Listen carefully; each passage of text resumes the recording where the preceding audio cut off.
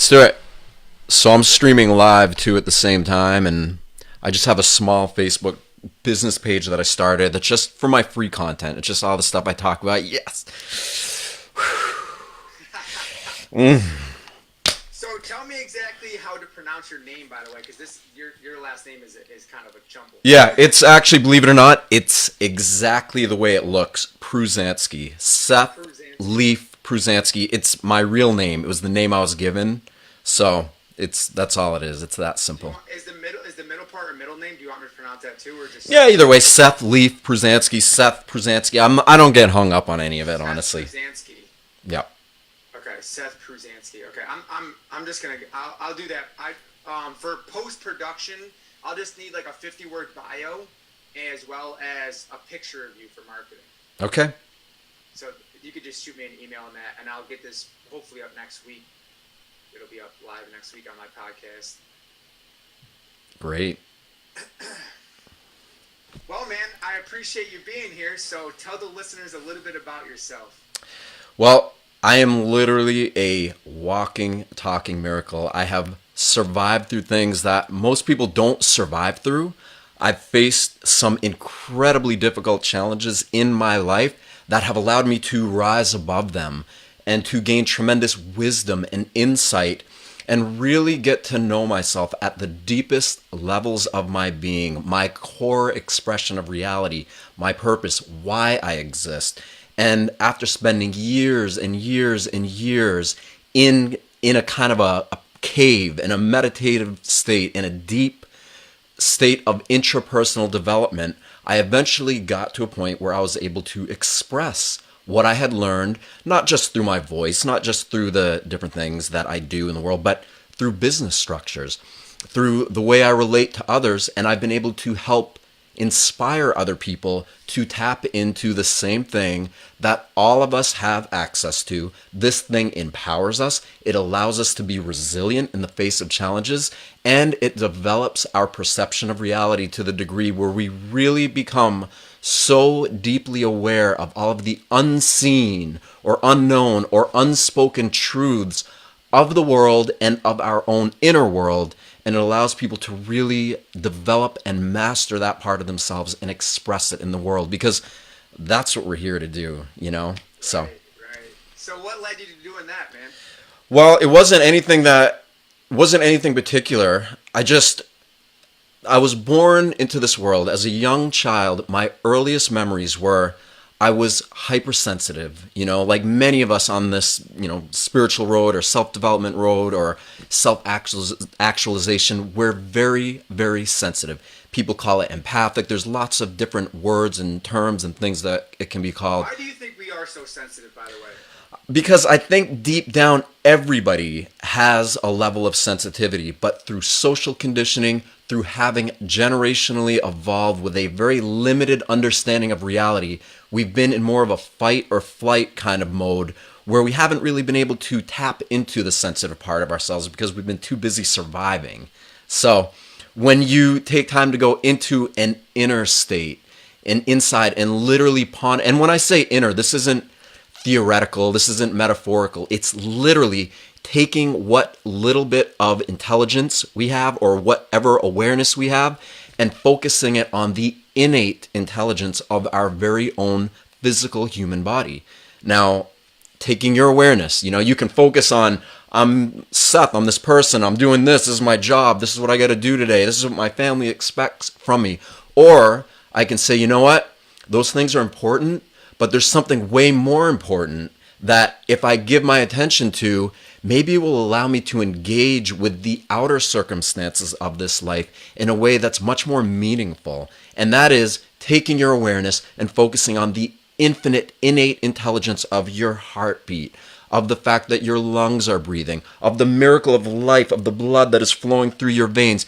Every single chemical and bioelectric reaction that is taking place inside of your body is amazing. It's a miracle nonetheless. And when we begin to identify with this spark of life that is literally animating our being, that awareness allows our perception of reality to develop even more And so we approach the outer circumstances of life with recognition of this miracle that we truly are, and it literally imbues itself into our expression of life. That is so beautiful, man. And you talked about the heart space. And I think that in society, in a lot of people's experiences, they are stuck in the mind and they're so clouded with all of this thinking, with all of the distractions, with all of the, the kids running around, the dogs, the house, the bills, the job, whatever it is. So how does someone get out of their mind and more into their heart space? Well, the most direct way is to just do it, to make time to literally begin connecting with your heart. Now, one of the best ways that I've found to do this, I always did it naturally. It was something that occurred naturally, but now they have a name for it. It's called heart-brain coherence. And that essentially is believe it or not, the Heart Math Institute, if you go to I think it's heartmath.org. I'm not affiliated with them. I have nothing to do with them at all. But they have an app that you literally plug into your phone or your computer and you clip it on your ear and it monitors your heart rate. And it shows when you're in high levels of coherence. And so you can tell. So it's like literally like if you start thinking whatever, you watch your coherence levels drop. But if you just literally begin to breathe into your heart. What's the name of that app? So Heart Math Institute. The app is just go to Heart Math. I think if you type up heartmath.com or heartmath.org or the Heart Math Institute is what you do. It's an app that you can download on your phone, and I think it's like $100 or something, $130 for the. You know what? I think I have it right here. Let me show you. Yes, I do. So it's just a real basic, simple app. And so you just clip this onto your ear and you plug it into your computer or a phone and it monitors your heart rate and it tells you what your levels of coherence are. And what I found to be like amazing, beyond amazing about this is that when I was a young child, kind of what I was telling you about, I was hyper aware and hypersensitive of these states of awareness that really were just high levels of coherence. So I was in nature, I was in the woods, I had a beautiful, loving family. I just had the perfect environment to support me sitting outside and just staring at nature and being in awe of it and allowing these natural bioelectric fields that exist within my body and within the natural world around us to penetrate my self-awareness to the degree that I really began to develop super high levels of heart-brain coherence. And that's only the beginning, because when you develop high levels of coherence, what they say is then suddenly you're in your heart first and foremost. Then the heart starts sending signals to the brain and back and forth, and the brain starts sending them to the heart, and that creates almost like a super organ. The two lock up. And that's kind of like where a lot of studies have begun with it and started. It's alignment, but that's only the beginning of it, because obviously all the systems of our body, every organ in our body, our glands, everything, it's all one unified system. So once you begin developing high levels of heart-brain coherence, then all of a sudden your gut, literally, because your gut has all this brain mass tissue in it and everything, and neurons, and it's the same thing. It begins to communicate. Then your other organs begin to communicate, and before you know it, you're experiencing a state of whole body coherence that really, really allows you to supercharge the development of your perception of reality. And this is important because the more your perception of reality develops, it's just like a muscle. Like when you work out and you lift weights and you get strong, your perception, the way you perceive who you are and what this life is literally just like a muscle. So the more you develop that muscle, the more you become aware of what would be called like an unseen reality, right? The energy fields. These energy fields that we know we are, but that we don't routinely experience with our normal five senses, most of us, doesn't mean they're not there. It just means that our perception hasn't been developed enough for them to come into view. But the more you get into these levels of coherence, the more you train yourself you develop your perception, the more these invisible aspects of reality come into view. And that's when things really begin to change, because when you are suddenly identifying with reality from the realization that you aren't this person who's stuck in your head and living up here and having this and this is your life. You are actually literally, fundamentally, first and foremost, this miraculous, animating, creative principle that is very orgasmic in nature. That's what it really, truly is. That is animating your being. That changes everything, because when you can literally see this energy field, hear it, feel it, literally, it's all about the feeling of it, literally changes everything, because suddenly you're not just this person who's having this limited human experience. That's a byproduct of you not realizing what you actually are at a fundamental level. And so this realization of you are this energy form, first and foremost, animating a human form. Once you've really ingrained that into the neural networks of your brain, your heart, your stomach, and you get the rest of the organs of your body, which are your best friends, okay? That's your best friends first and foremost. So don't treat them like shit by pouring sugar and alcohol and other drugs in them. We don't get it. How are we ever going to have truly intimate... Yourself. Yes, and how are we going to have truly intimate and loving friendships and relationships at whatever capacity in the world unless we first have that high level of coherent intimacy with our very own organs in our body. It's so possible to do, and it's actually very natural to do, and it's easy to do once you recognize a few things. And the beginning of it is heart-brain coherence. What are some practices that you use and that you do and that you've done to get you into this coherence that you speak of? Okay, so aside from the first thing, by taking this app, which is great because you can see it, you can literally witness it, and it tricks your brain it doesn't trick it at all, but it convinces your brain or your ego or who you think you are that, yes, you can see it with your own eyes, which is important right now because we have been socially conditioned to only believe what we can perceive with our normal five senses. And this has been so ingrained into the collective perspective that most people have believed what we call reality. I like that. Yeah, but most people believe what the status quo is of what everyone thinks reality is to be normal. And I'm telling you right now, and I'm sure deep down most people know this, what the collective, the masses call normal is not normal.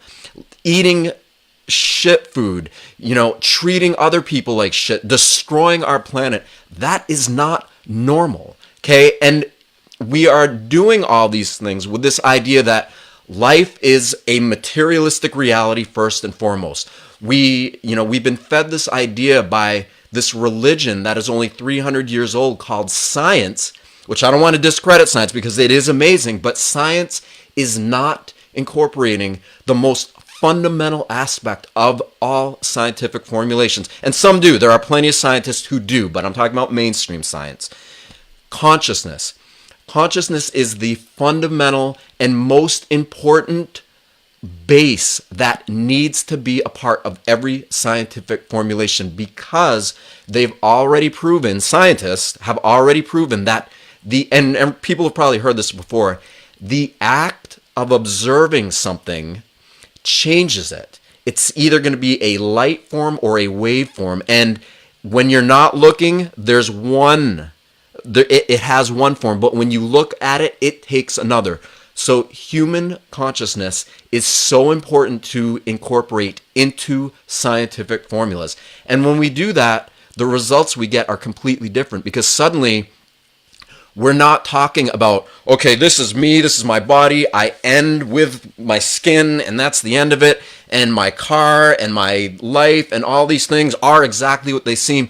No, they are just a part of a materialistic paradigm that we've been fed to believe is the only reality that is not in alignment with the primary reality, the evidence, the proof of which is self-evident in the way that these old systems butt up against and literally corrode the natural world that we live in.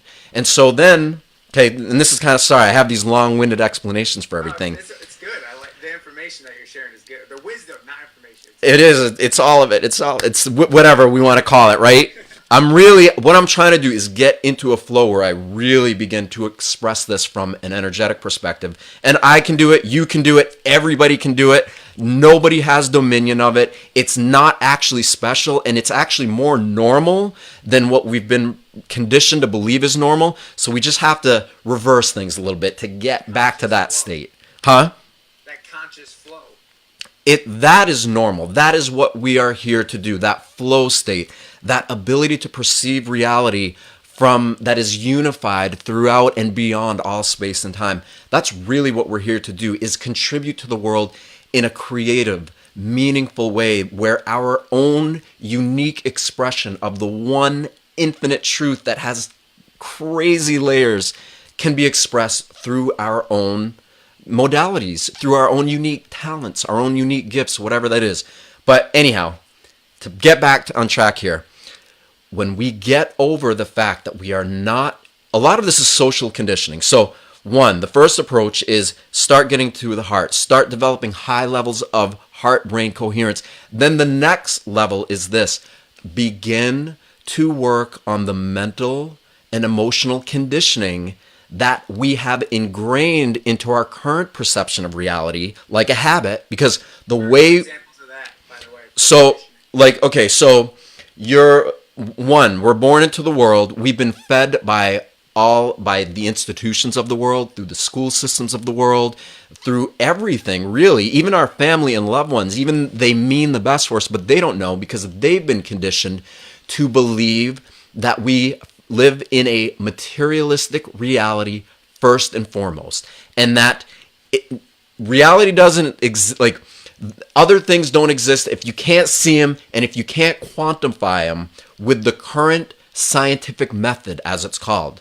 So with that, we're told that the universe is dead. We live in a dead, lifeless universe with rocks floating in space and gas and all these things, and that there's nothing going on out there. It's dead. It's a dead universe. The only place that life exists is here on this planet. But even though we know life exists, we're still separated from that life. We're separated from each other. We're separated from this miracle of life that's animating our being. And now, believe it or not, non-mainstream scientists have proven that all these things aren't true. Those of us who are into all this stuff, we know it's not true because we can feel it's not true. But even science has now proven it's true. It's just not being reported through the mainstream media. This is what quantum science is, this stuff has already been disproven. So because it hasn't been released on a mass level yet, the masses haven't adopted it as reality. So many people are so stuck in these old crumbling systems of thought, these paradigms that are not in alignment with the natural world around us, and they are most especially not in alignment with nature as it exists in our very own human body. That's why disease is so rampant. That's why dysfunction is so rampant. When you live a lifestyle of trying to work and make money and, it's designed to stress you out, first and foremost. It doesn't mean that you don't do all those things because we're part of the system. You have to work within the system in place to begin forming new and better ways. But you need, second step, you need to perspective, okay? So first step, develop high levels of coherence. Second step, don't quit your job and move to the Himalayas. Just begin putting it into perspective. We have all been born into this world as part of a system that doesn't, by its nature, by default, it doesn't serve our greatest good unless we become aware, self-aware of how miraculous life is.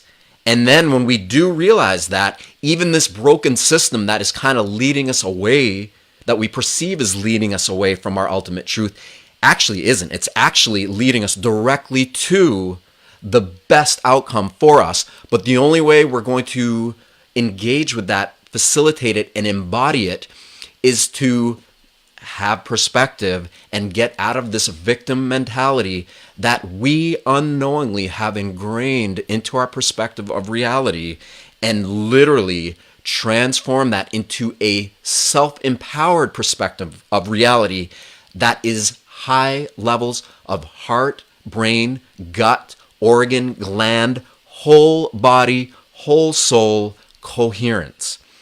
That's what we're here to do. And we can do that by first developing high levels of heart coherence. Second, and I keep going back to stuff. Second, perspective. There's been so much social conditioning that has been brought into us from all these places that I talked about before, that we have come to accept as normal. Okay? Not normal. It is not normal. I'm not Seth, this person having this human experience who has to work and create businesses. That's secondary to what I am. That isn't the core fundamental reality of what I am. That is a byproduct of what I am. So when I have chosen to get my priorities in place, to identify with this feeling-oriented sensation that is a natural byproduct of consciousness animating my being, then I can take the limited intelligence of my ego, you can call it, or whatever, and really begin to diligently focus on the innate intelligence of this life force that's animating my body. And when I have done that repeatedly, time and time again, I'm creating a new habit, new neural networks in the brain, heart, and gut, and the rest of the body that push away, that take precedent over the old habits. Because our perspective of reality that's limited and stressed out and stuck in the ways that this world has trained us by default, it's created a belief system that essentially is a mass, a brain mass in our brain, in our heart, in all our body.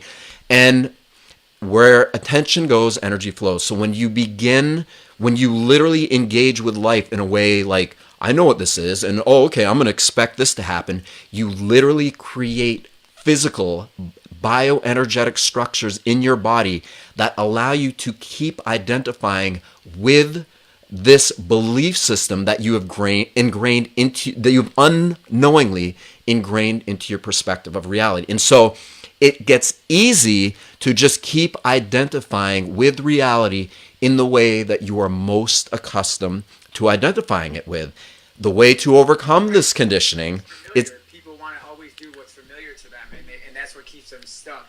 And going back to what you were saying about the victim mentality too, I think that also keeps a lot of people stuck. Is they think, oh, poor me, my job sucks, my relationship sucks, I'm overweight, blah blah blah, and they stay in this victim mentality, and they don't want to transcend beyond that because, once again, it's familiarity. It's what's easy to them. So that's why they keep going back to that same shitty relationship, because it's easy. That's why they stay at that job they don't want to leave, because it's easy. That's why they don't go to the gym, because it's easy. Like, that's why they order fast food, because it's easy, because we live in such a convenient world, but that's what's killing you. You're spot on 100%. And that's why it's important. What we're talking about right now is the way to get out of that mindset that isn't actually serving you is perspective, right? By putting it into perspective. So in addition to going inward and developing high levels of coherence, you have to be able to put into perspective why you feel like a victim. You have to come to terms with accepting that, okay, even though the world appears to be a certain way and is a certain way, it's okay. It doesn't matter. But you're only going to be a victim in these systems as they are for as long as you allow yourself to be. Right. And the way to overcome that, okay, so our perception of reality has become a habit. So we have to form new habits. And these new habits are, I call it, expanding the inner and outer edges of your thought process, right? That's one way to do it. There's very much a mental component to the way we perceive the world. Then emotions. We're really kind of not in our heart. We're not in our feelings as much as we are in our mind. So use the intellect. Use the very same mental processes that have somewhat enslaved your perception of reality to to get you out of prison, to help unlock you, to set you free. And that is it's the very, to simplify it, it's the habit formation process, right? We have formed a habit of identifying with reality according to the way others have told us it is. We've adopted those belief systems as our own, and they never really were our own because nobody really ever helped us to develop our own unique perception of reality because they didn't necessarily have it themselves. But once you begin to do that by identifying with the timeless, infinite wisdom that is animating your being, that is light years more intelligent than the most advanced guru or teacher who lives on this planet.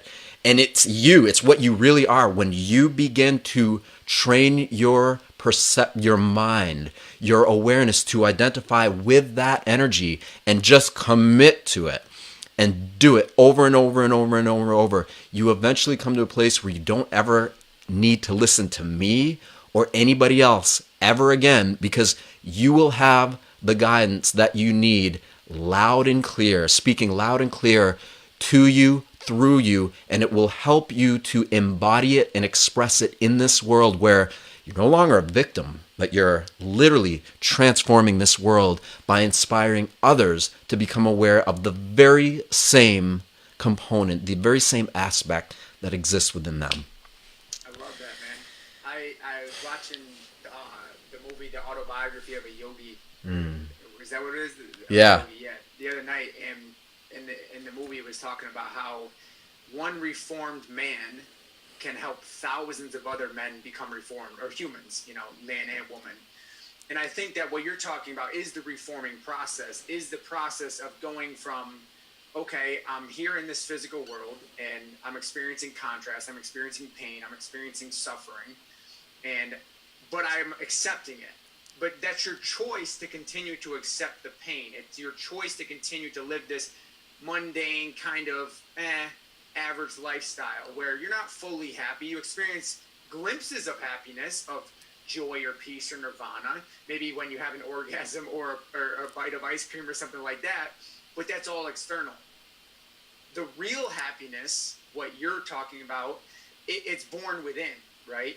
So how does one person, and I want to hear your perception on pain too, by the way, because I feel as I'm being prompted to ask you about perception of pain. But before we do that, how does the person who's kind of just, who knows there's something more, and they begin to start to maybe explore those realms, how does a person not become overwhelmed by all of this? Because it's so easy to do that when you first start out. Like, I know when I first heard this kind of dialogue, I was like, whew. Yeah. Like, just overwhelmed, download, overwhelmed. And like, as you start to awaken, you can become very overwhelmed. So how do you not get overwhelmed and discouraged by all this? Small bites. Do it slow. Despite what we might think about ourselves, and especially in these Western cultures, we're so conditioned to have this quick fix, I want it all right now mentality, doesn't apply to this at first. So, but what does apply is the consistency. So go slow. You have to be the one to begin convincing yourself that there's something more. And you don't need to do it instantly. You don't even need to do it in a year. But my advice is to do it step by step. So every day a little bit more. And that's why I always come back to developing heart-brain coherence, because a lot of awakening and spirituality and all these things, even though it's amazing, we're experiencing this like widespread cultural pop spiritual awakening thing around the world, and people are creating a language and a dialogue of it, which thank goodness it's happening. But a lot of that is still very much rooted in belief, in mental patterns, in mental systems, which is fine because we have to go through a process of overcoming it. But that doesn't take the place for experience. Experience is the most important aspect of coming to terms with the dialogue that everybody and their mother and brother is talking about in a trillion different ways right now. And the most direct way to have the type of experience that's going to allow your mind to be able to incorporate these different perspectives of truth and reality and, whatever around the world, is heart coherence. When you when you begin to get into that and watch on your computer screen or your phone how when you're just breathing, rhythmically breathing in and out, and your only focus, you don't even need to think, if thoughts, they'll come and go, whatever, but your only focus is to keep the green. It goes in different colors, but stay in that green level and just experience that, feel it, and just keep breathing it. If you do that, okay, 5 minutes a day, I don't care, anybody can do this for 5 minutes a day. If you do this for 5 minutes every day for 1 month, then, and it doesn't give you results that you're like, wow, okay, I'm going to keep going with this, then get a hold of me and I'll give you $10. Okay, I'm that confident with it. Yes, all those people, and you have to be honest, okay, I'm aware, but seriously, if you don't get results by applying this type of heart-brain coherence incrementally, step by step, okay, there's not even any question. You're going to get results if you convince yourself that you are worth it, that this life is worth it, that whatever you have gone through and experienced, the pain, the suffering, the trauma, whatever it is, we have all experienced it. And there's always those who have experienced it at levels that we could never even begin to realize. So it's actually our duty, it's our job to really embody levels of coherence and all of the expressions of love that result from developing those high levels of coherence, because that's how we're going to bring that vibratory signature, that frequency, to those who aren't able to do it or embody it themselves right now. Let's talk about pain and your perception of pain, because I feel you have a very good understanding of that, especially knowing that you've had some near-death experiences. So, I've experienced pain in all facets of it, like many of us have.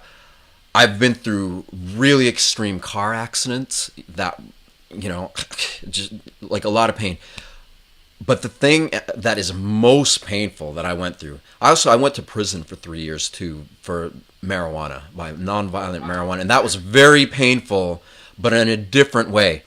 But the most painful experience I've ever had, in addition, like breaking my legs, I used to do all this extreme sports stuff and everything when I was a kid, snowboarding and all that, and you always get hurt and things like that. Those are temporary pain, but the most well-rounded expression of pain that I've ever had that has affected me mentally, emotionally, physically, spiritually, is drug addiction, heroin addiction to be exact. I've been clean for 22 years, but I went through a level of heroin addiction that was so extreme.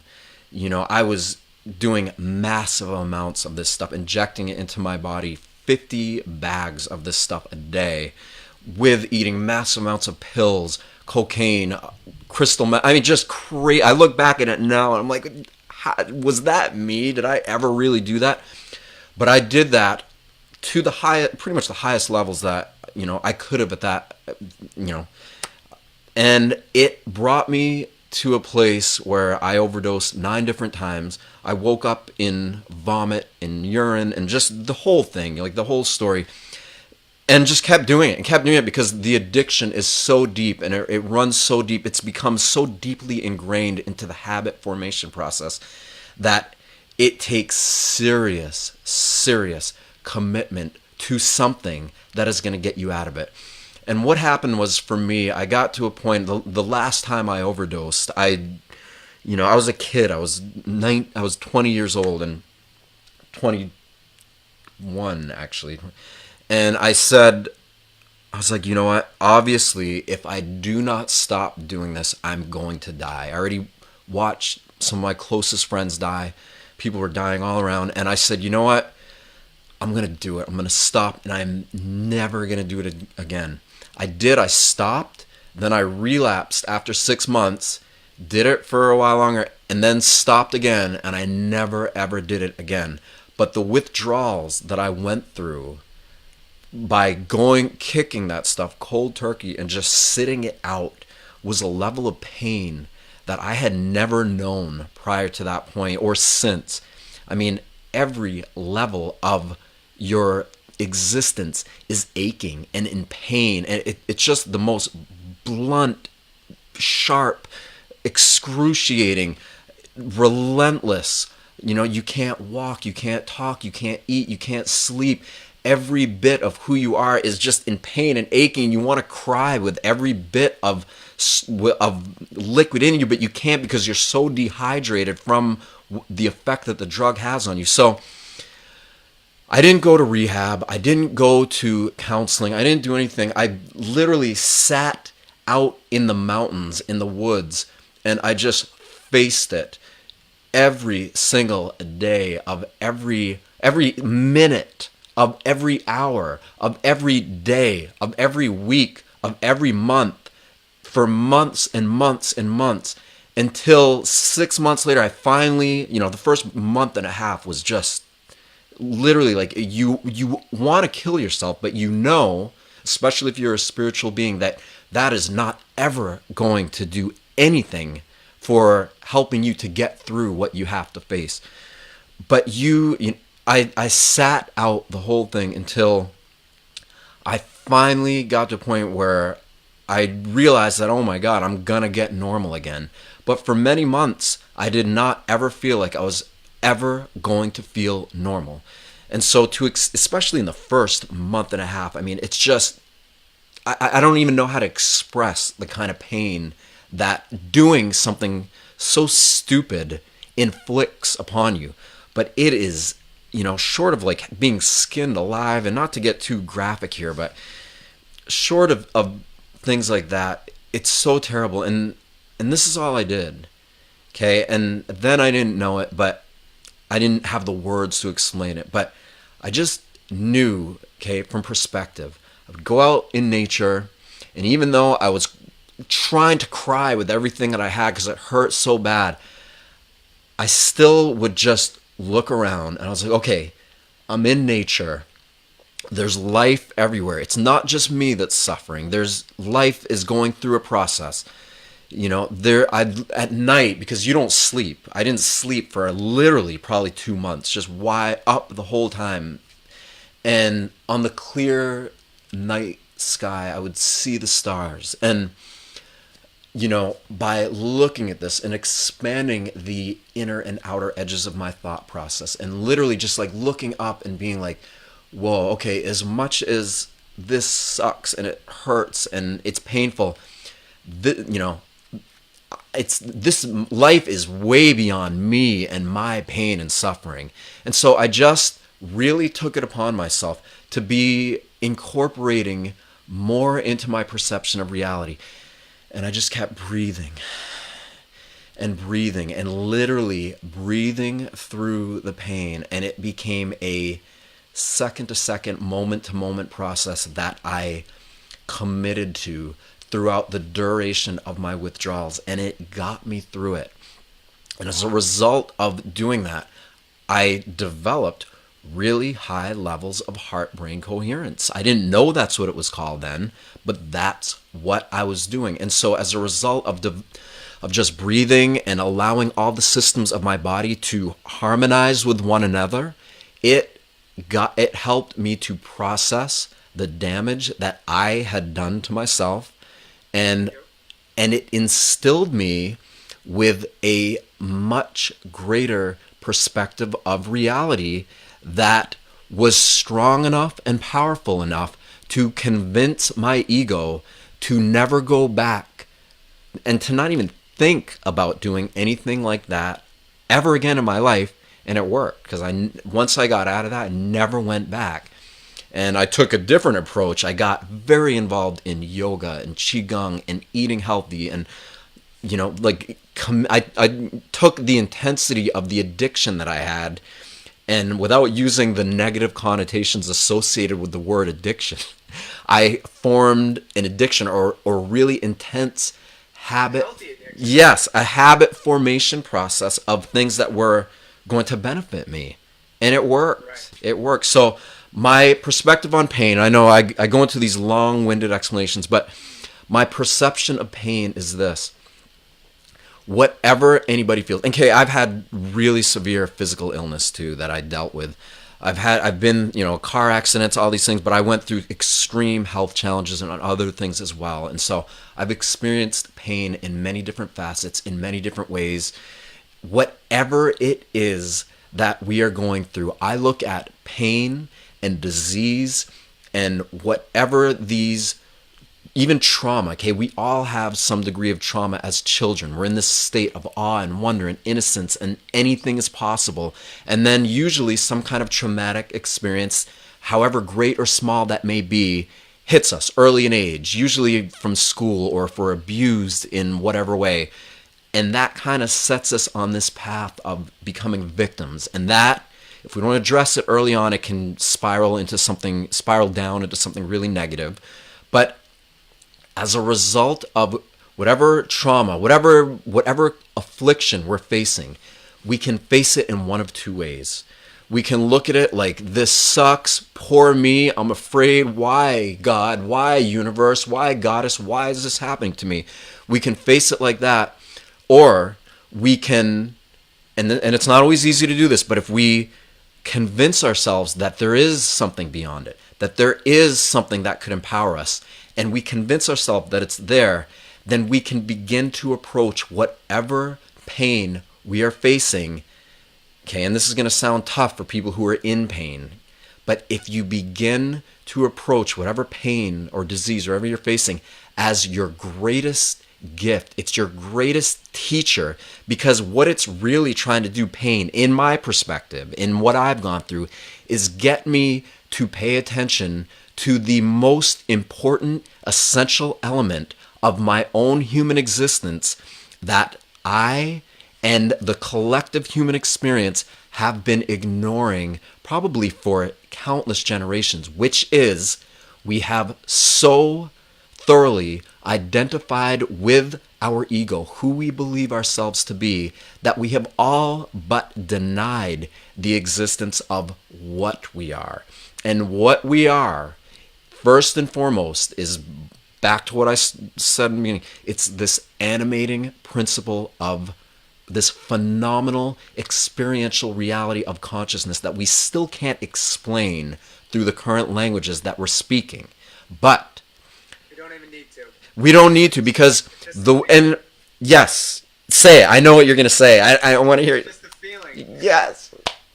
And that the more you take it upon yourself to embody that feeling, you're going to express it through everything. So whatever pain we face, we can face it with the eyes of fear, and it's scary as hell. Absolutely, I know. It is so scary. It is. Mentality. Yes, it is. It's very scary, and it's not supposed to be. It's not supposed to be all love and light. It is supposed to be scary, and you're supposed to face your fears, because it's only in facing the darkness, okay? And you're not going to get it right at first either. Believe me, you know how many times I went through these things and was scared to death. Literally, I turned around and ran the other way, and it's like, no, I can't do this. I'm not strong enough. I'm not going to face it.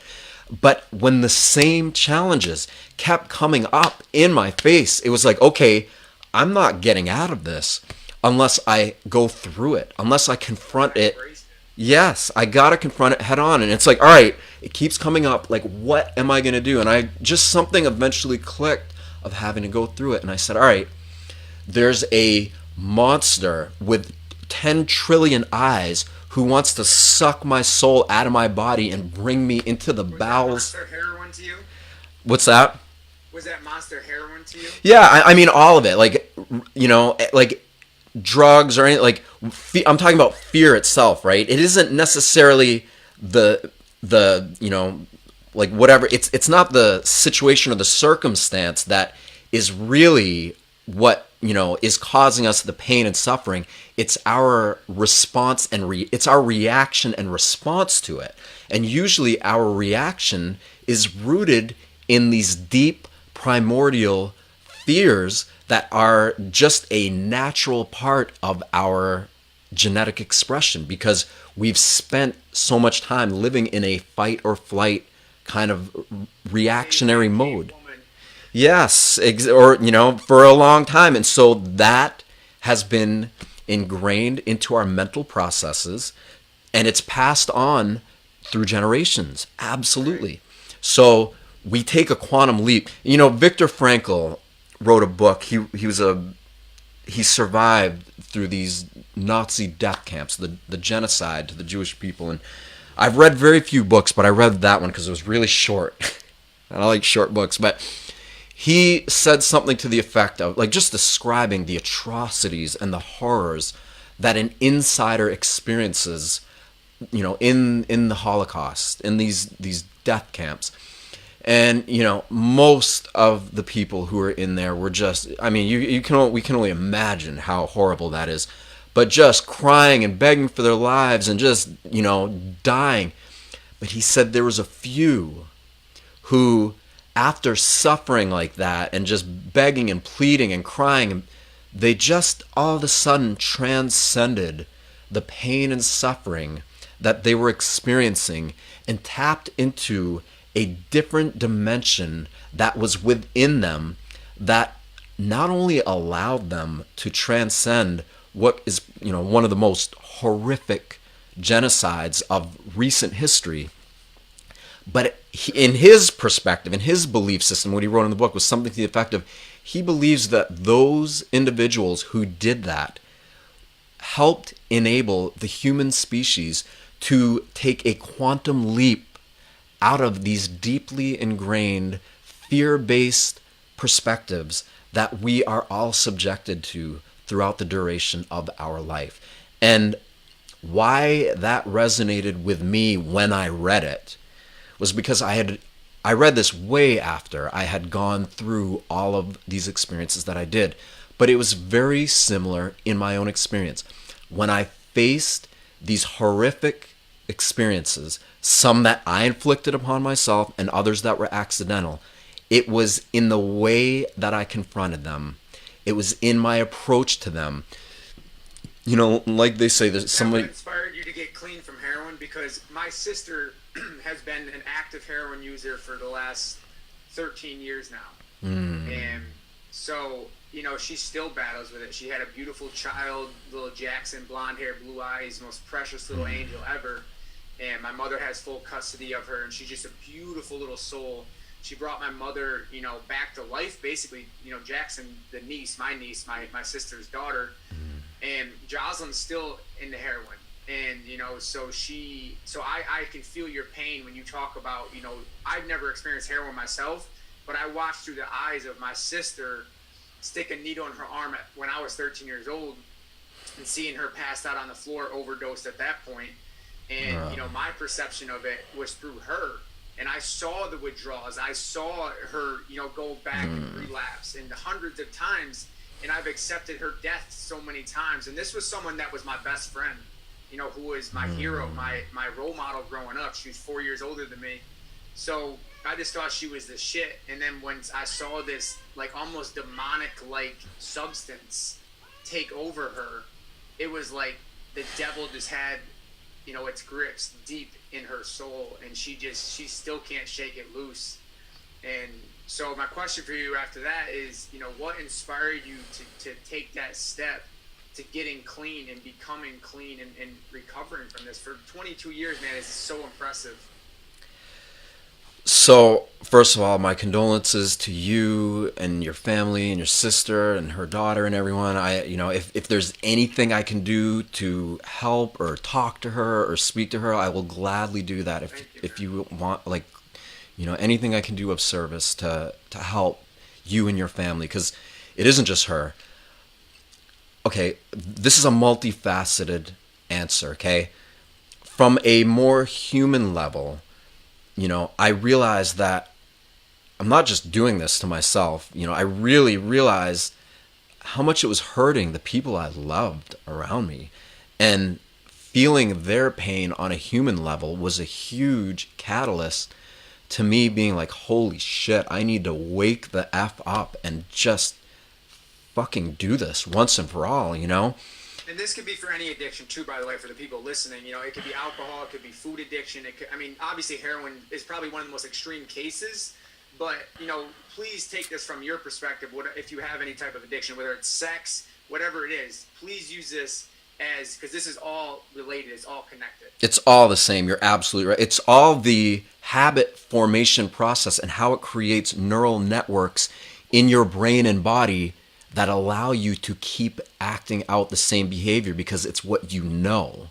So you're exactly right. Anybody listening to this, realize that what we've been talking about through this and sharing in this talk is, you know, you gotta literally create new habits of perception that will push those old neural networks in the brain and body down and create new ones that are based on results that you are feeling and experiencing. So,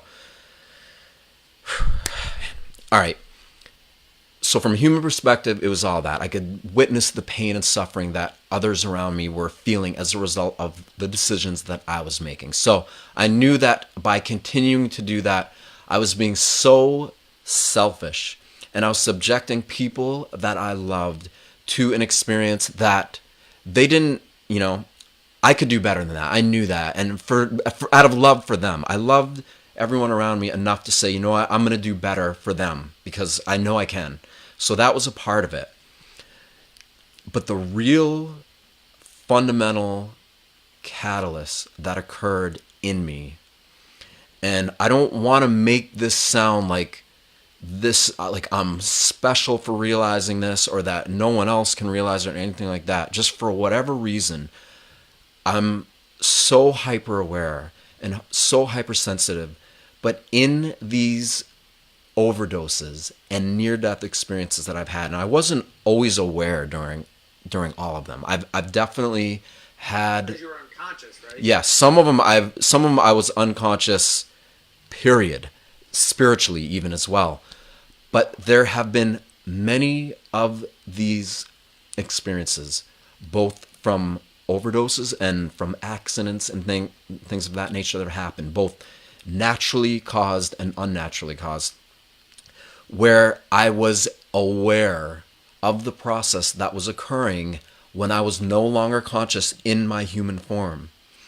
And it was in the awareness of what occurred from those states of losing conscious awareness in this human form and experiencing the involuntary process that occurred from those levels of not being aware through this human eyes, ears, and human perception, that really sealed the deal for me.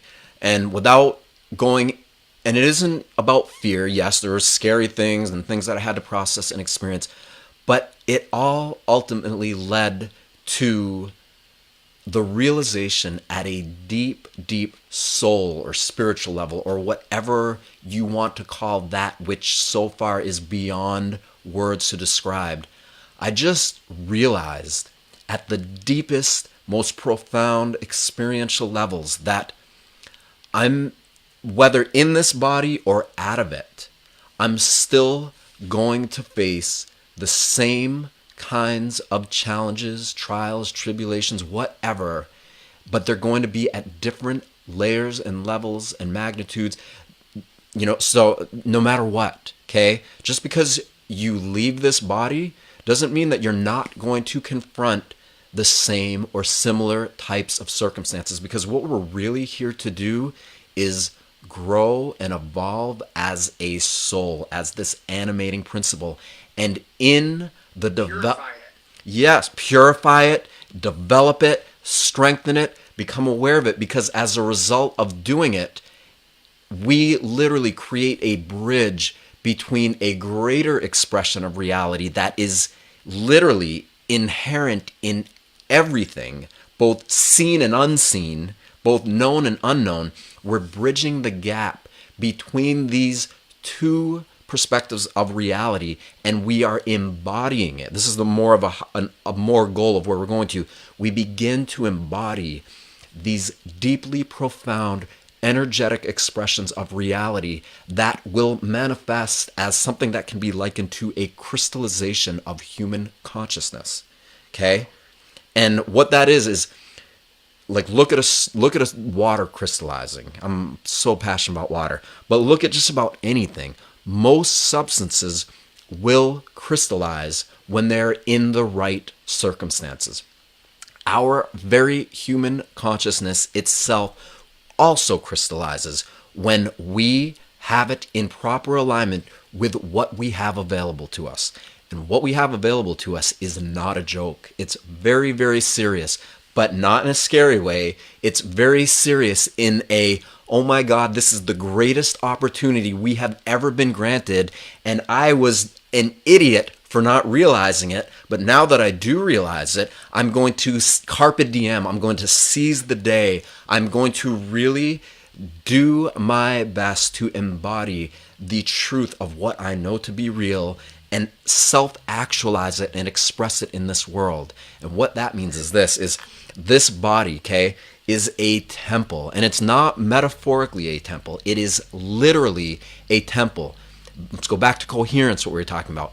When the brain and the heart and the organs and everything is in coherence with one another. I said there's whole body coherence, and you could call it, I call it whatever, it's just a joke, but it's kind of real, whole soul coherence. When you become aware that all the organs and everything that exists in your body is actually the house of the temple, you are embodying each one of your organs and glands and everything embodies a very specific frequency that, when activated and harmonized with all the other frequencies of all the other systems of your body, begin to manifest and express as an entire cohesive energy field that is literally emanating through all of these different systems in concert with one another.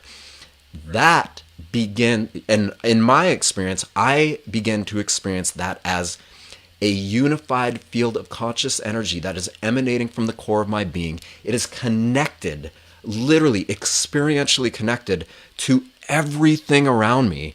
And by me being aware of that and breathing it in and perceiving it, it activates more aspects that are, you could call, dormant in my human perception of reality, allowing me to embody greater and higher levels of this frequency that is literally penetrating our entire being like Wi-Fi is to most people, so that I can incorporate more of these frequencies into my being. Which would be like feelings like love, joy, peace, happiness, enlightenment, you know? So that really what we're becoming is the light. You know, we're moving back towards the light, which we've got so far away from in our world. And through doing this type of inner work, through the breath work, through connecting the mind and the heart, and, you know, embracing your pain and your suffering, we're moving back towards the light.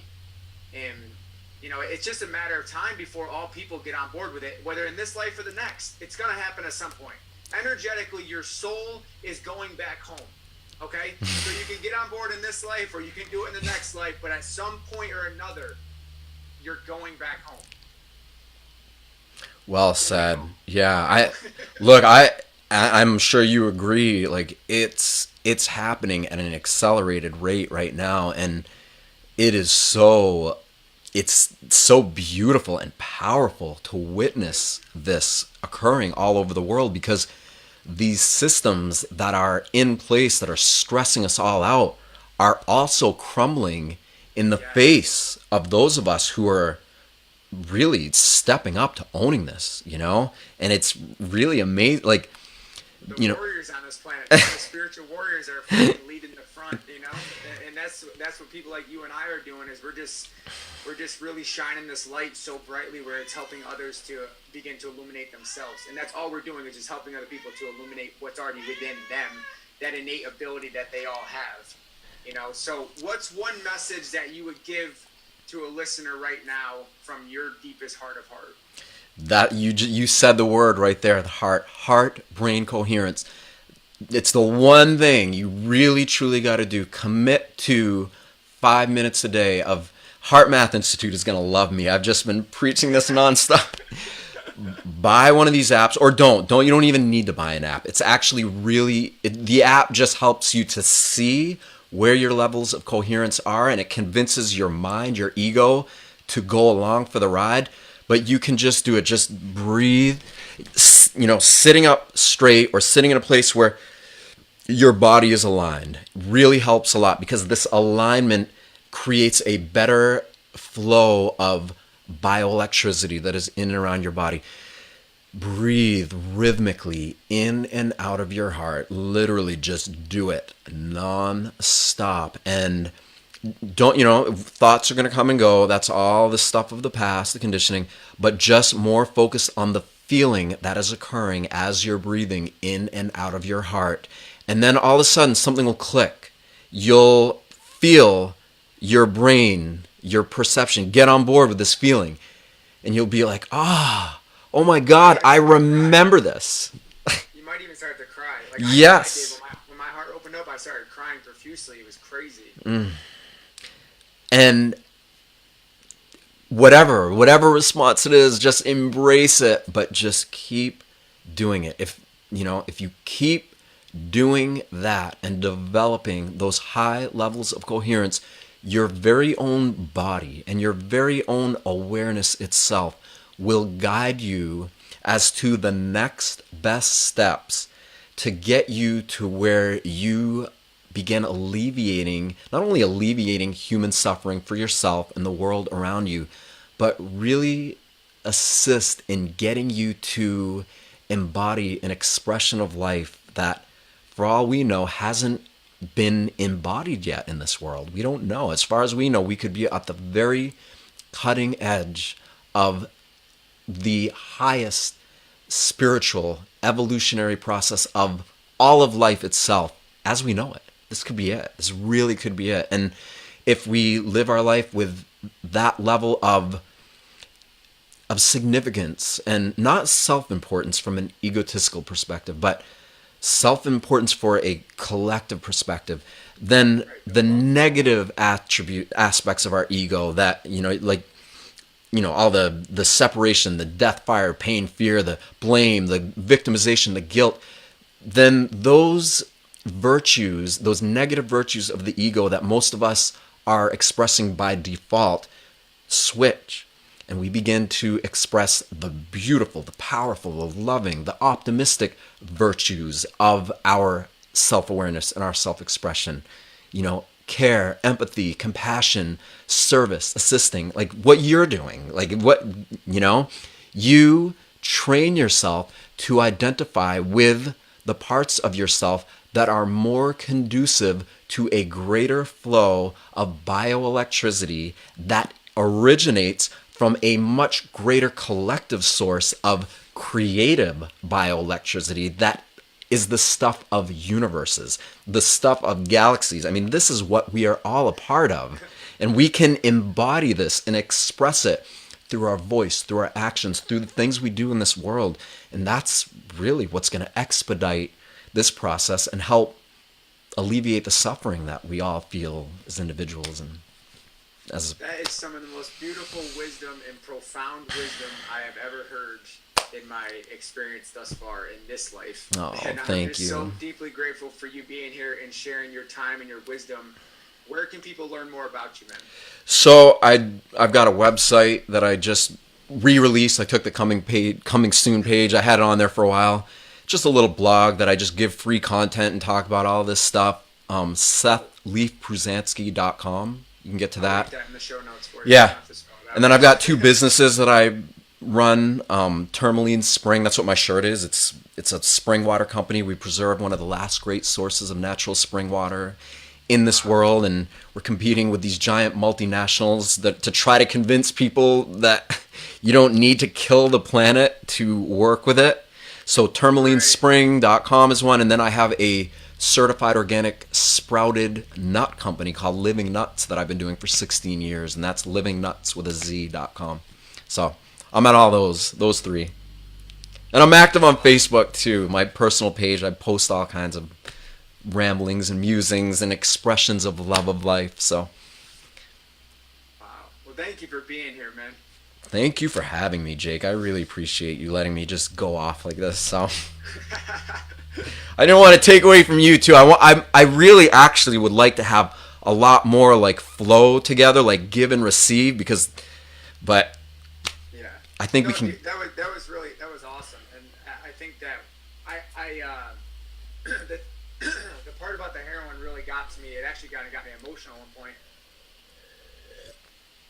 But yeah, man, that was a great conscious dialogue. I'm like losing my voice over here. That's okay. Let it go, bro. Let it all go. It'll come back better than ever. Sorry. When I sit stagnant for a while and I don't talk a lot, my voice tends to like lose itself when I'm trying to just go in and out like that. I don't know why, but Because you're a great voice and you're meant to be sharing it and expressing it. That's why. thank you, man. I appreciate that. Is there anything I can do to help you out? Nope. Let's just keep having these dialogues and whatever. Let's just keep doing what you're doing. That's all you can do to help me. Cool, man. Help us I all. appreciate it. You got any cool like health tips? I know you're all about. Oh my God, I got 1 trillion of them. How much? We'll have to do that another time. I know, right? Because I'd like to get you back on the show to even talk about other things too, especially around the ego. That's a big thing is ego. I know a lot of people struggle with that, but I'm excited to get this episode out there though, man. This is gonna be cool. Wow. All right. No, thank you. Thank you. Look, we'll keep going on. The future is bright, and don't let anybody who's listening, just don't let anybody or anything convince you that life is literally putting people, places, circumstances, situations, whatever it may need for you, for your greatest potential. Do not be afraid of it. Do not shy away. You can be afraid and walk away for a second, but keep coming back to it. Life is the greatest teacher.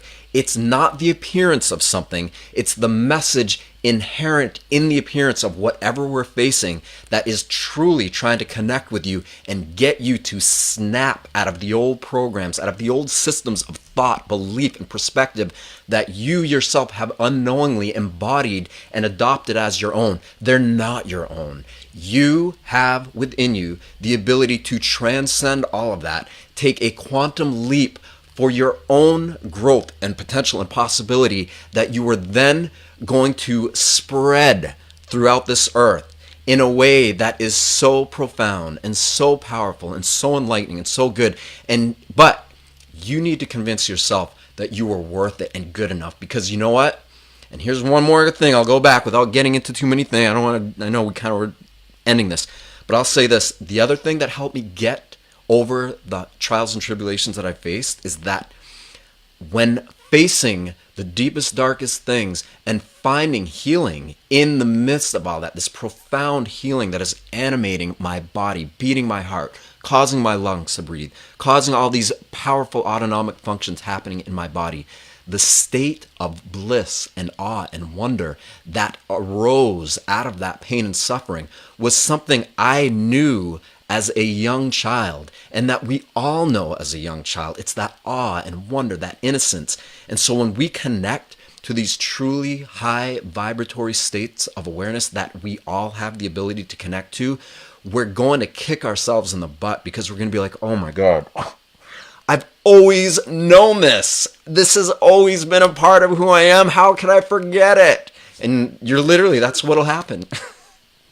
You're bringing yourself back to the truth, and that's all it is, and that's all we can do in this life is what is the truth to you, and who are you at the core of your being. And we know it. We all know it. We always know it, but we got so caught up in believing that we're this person, having this human experience, and that we have to fit into these paradigms, these social beliefs that other people have. And you know what? It's time to grow up and get out of that if we want to limit suffering, if we want to alleviate suffering, and if we want to transform that for the betterment of everybody and everything. And that's what I'm here to do. I know that's what you're here to do, and that's what these conversations are about. So I appreciate you, man.